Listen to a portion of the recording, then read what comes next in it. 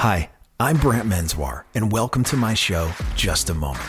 As a former world touring musician turned keynote speaker and author, I've experienced my share of life-altering moments that have both broken me and propelled me forward. How you leverage those moments or push through them will define your destiny. Each week on my show, I'll provide tools on how to maximize those moments, as well as interview some of the most successful entrepreneurs, entertainers, and athletes on how the power of a single moment changed their life. Join me to learn how to change what's possible for your life. It'll take just a moment. Today's guest is Draego Zubiri, forward-thinking founder, edtech innovator, and creator of INSPO, the leading app for thought leadership content. With an Oxford graduate degree and a career built across multiple startups, Draego hasn't just watched the future of learning unfold, he's helped build it. His story reveals how remembering your roots can clarify your purpose and how small, intentional risks taken over time can create extraordinary momentum. This is his moment. My name is Draego Zubiri, and this is my moment. I grew up in the Philippines. I spent most of my life there, actually, all the way till I was in university. I moved to Spain for a year, and following that, ended up moving to the UK permanently, so it's been quite a journey. My parents were actually building a school together. It was quite an entrepreneurial backdrop. My parents, who were very driven and very ambitious to not only obviously build the business, but also make a mark on the world, the community beyond them, and really the lives of other families as well. That really instilled a lot in me in terms of being hardworking and also being values-driven and mission-driven as well. When you do something, obviously do it well, but also ask yourself, why are you doing what you're doing? I was an overachiever, very active in terms of the student clubs, whether that was like a writing or poetry society, or whether that was sports or football. It was reflected in the home environment. It made me quite comfortable or confident to just maximize my own education because of that. I really enjoyed life at school. Aside from strong academic influences at home, Draego found inspiration in the world outside of his home island. Media and popular culture gave him a lust for traveling and inspired him to move abroad at an early age. I was always curious about the world beyond where I grew up and where I was raised, right? So I grew up in the Philippines. It was still a city. It was like an hour north of the capital, but I was always curious about what was out there. The world grows up with Western pop culture. The Philippines itself obviously was a previous American colony, and where I grew up incidentally was previously an American airbase actually. So there was a lot of these external influences, which made me just wonder what was out there in the world. And I became really curious to discover it for myself. It led to me having dreams of traveling, dreams of seeing what other cultures were like, what other people were like. I was satisfied with where I came from for sure, but I knew there were things out there that could inspire me. I knew there were things out there that could push me, that could challenge me. Growing up, that dream got bigger and bigger, and the rest is history. I'm here. Despite enjoying school and seeing success in his academic life and extracurricular activities, there was something else going on under the surface that made Draego feel less in with the it crowd. Caught between cultural expectations and being his authentic self, Draego struggled to feel understood in his teen years. Having grown up in the Philippines, which is quite a conservative Catholic country, when I was young, I knew I was gay. And so that was a journey I had to go through, which at the beginning was not very easy, to say the least, knowing how to navigate that in a wider society or culture that didn't know how to have those conversations, or at least I felt the conversations weren't the most constructive. That definitely fed into my sense of self or identity. There were lots of things I felt like I did well, and that definitely made me like in, but there was always a part of me that just felt like just different, really. And I think that was something that pushed me for various reasons to just prove myself and to show people who I was, what I brought to the table, and also that was something to be proud of and something to be celebrated. Over time, definitely became louder, definitely became prouder in who I am as a person. I think having that bit of an outsider mentality, or just knowing what it's like to be put in a box, that wasn't necessarily reflective of who you were or what you had to offer, I think that's really shaped the kind of work ethic that I developed over time. Draego's sense of self, inner confidence, and skill set flourished when he moved abroad. Even so, moving on felt a bit like leaving a piece of himself behind. There was definitely an element where it felt like I was starting afresh. Obviously, the UK is a much more liberal society in that sense, more socially progressive than, say, the discourse that there is back at home in the Philippines. And I think for a moment in the beginning of the journey, I tried to erase where I'd come from, and that was a painful time, or there were parts of me that I had to hide, and therefore I should just move on from that. That strategy worked for a while, but then eventually you realize, like, where I come from, for all its limitations in terms of acceptance or openness to certain people, it is still a good place. People still meant really well, whether that's society, people in my community, friends or family or whatnot. I think people might not necessarily have the tools to see things a certain way or accept people a certain way.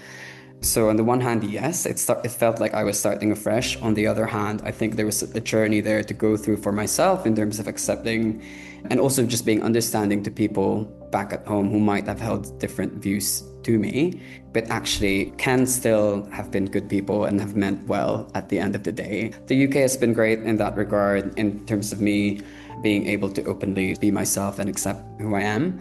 But then also looking back and then seeing that there has been a lot of change and progress as well in the discourse around this conversation back at home that I might not have had years ago. So I think it's quite heartwarming to see that. At university, Draego discovered not only himself, but his true passions in life. The more he studied and learned, the clearer the vision of his future became. With every new lesson came a new tenet in the values that would make his entrepreneurial endeavors thrive. What is it that would give my life meaning and purpose?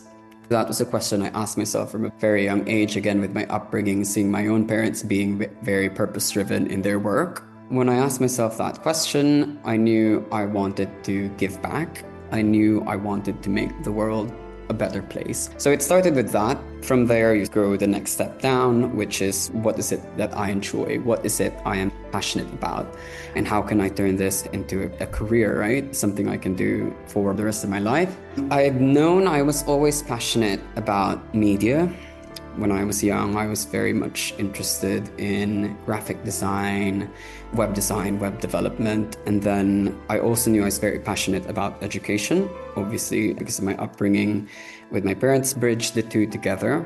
The entertainment, the ability to engage, to captivate, to inspire audiences. How can we use the power of media to educate, to facilitate discourse, to allow for critical conversations and discussions and allow for people to be inspired?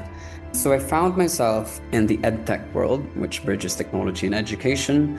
We harness the power of technology to create rich multimedia experiences that would allow for people to develop personally and professionally.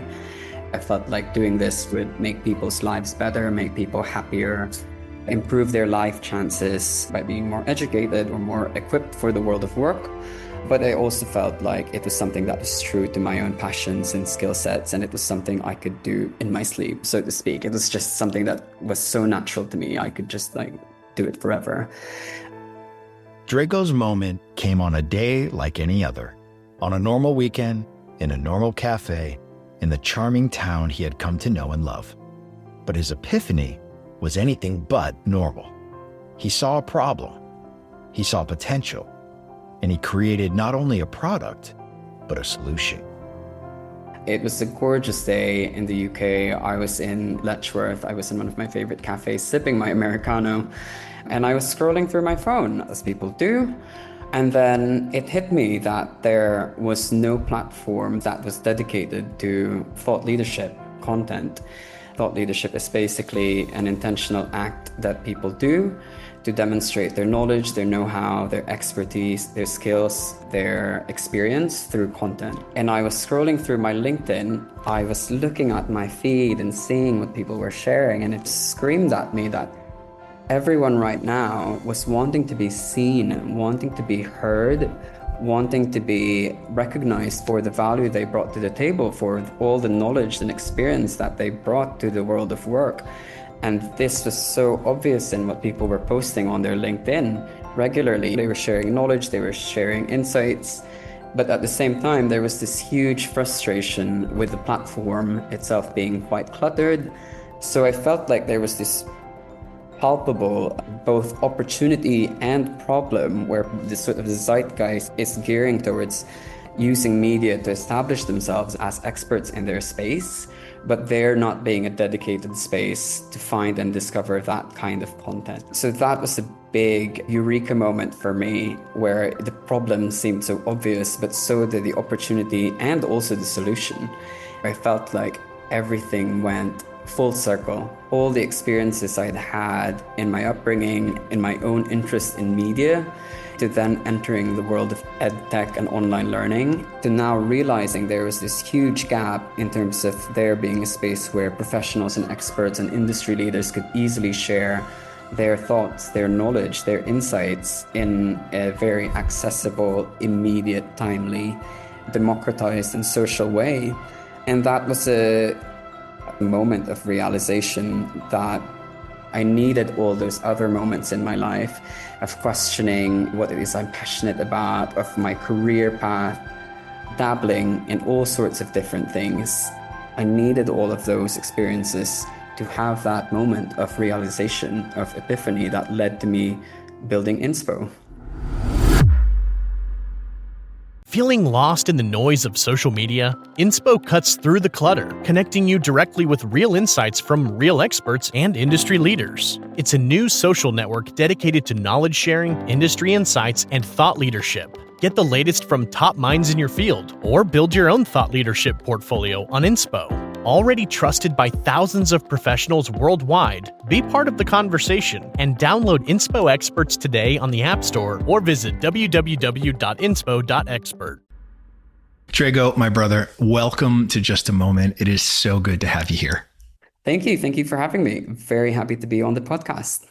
Putting all the cards on the table, Draego has developed this incredible platform for people to share thought leadership. I went on and started to look and signed up for it and started to post, and we connected, and both of us share this same desire to better people's lives. And I think we have a shared vision as to inspiring people to find the courage to do the things necessary to move themselves forward.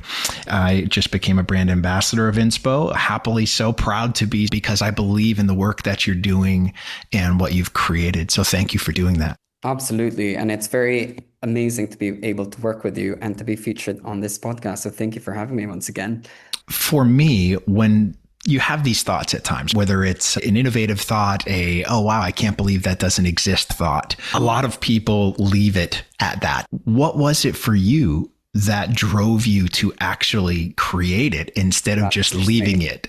I'm someone who's been working on startups for most of his career in the London tech scene and the ed tech scene in particular, mainly focused on companies where content is the product. I think it was a lot of frustration having played the corporate game and the rat race a bit, with always wanting to have done more than my role or the organizational structure or the politics ever allowed for, right? So I think that's a lot of sentiment that lots of people would share who's ever worked in a 9-to-5 job.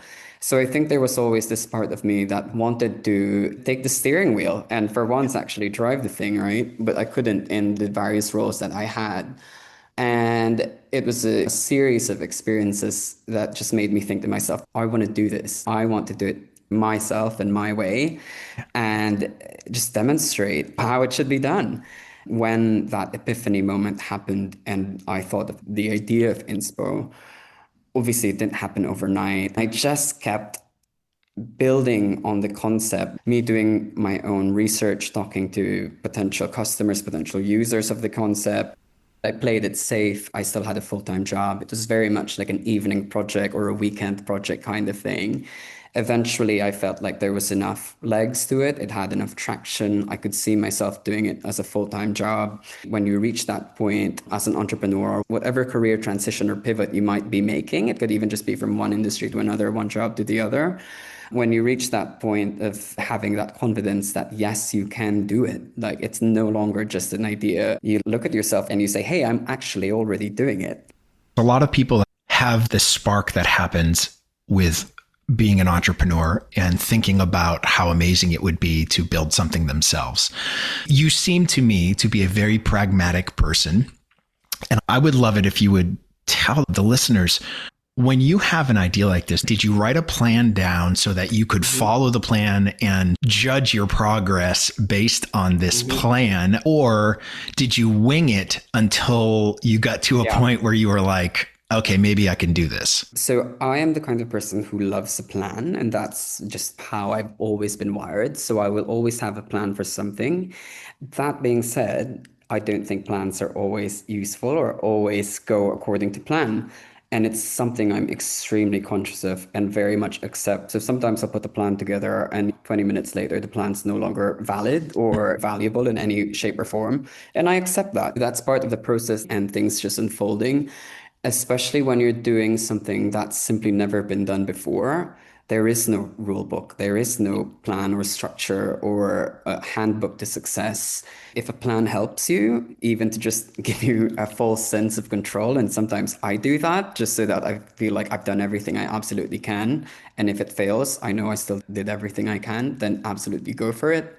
But I think part of that journey is embracing the chaos, embracing the lack of certainty, embracing just the complexity that goes with that journey.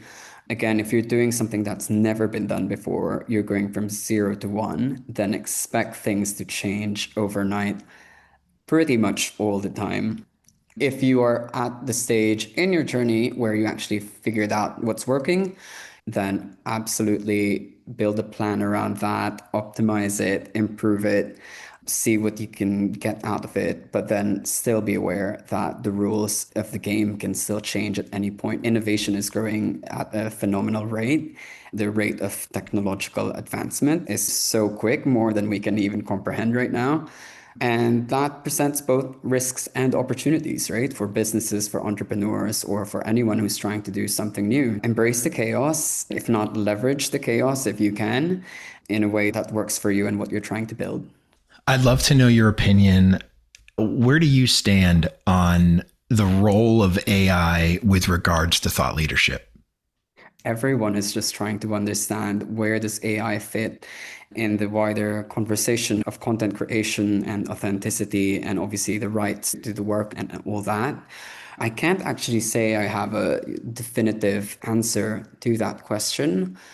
I do recognize all the wonderful things generative AI in particular is doing for us in the world, and also for content creators, right? Like I use AI to support me when I'm creating a post or I need ideas, or even just refining my language, right? If I put a draft together, I might use AI to polish it up and then make sure it's still within my tone of voice and still feels real to me and my person. So in terms of AI and content creation, I would definitely not be opposed to using AI entirely, but I prioritize authenticity over anything else. And I think that's something that gets lost when you use or rather misuse AI. The content is all starting to look alike, with the exact same tone of voice, with the exact same style and format. AI can be helpful, but you might inadvertently be losing yourself as the creator, as the person, in using AI perhaps too liberally or not critically enough. Part of the challenge is AI shortens that path perceivably for someone to say, oh gosh, I could just use this to put out content instead of having to develop my voice, instead of having to develop my own opinions and how I want to approach things. Yeah. As somebody who is developing something that didn't exist before, knowing that you're first to market, and there's a big plus of being first to market in something like this, because you are going to grab the eyeballs first, and the chances of it being successful become greater if you are first to market. What is your advice to the person looking for the shortcut? First and foremost, I think if you have spotted a legitimate gap in terms of whatever it is you're putting out there in terms of the market or the content creation space. I think for one, that is a win in itself. Obviously, how you then get there first and quick is completely up to you. And there are obviously a lot of tools you could use, including AI, to get there. Obviously, you want to do your due diligence first. You want to make sure that what you're doing is actually filling that gap. But AI is definitely a tool that can support that process.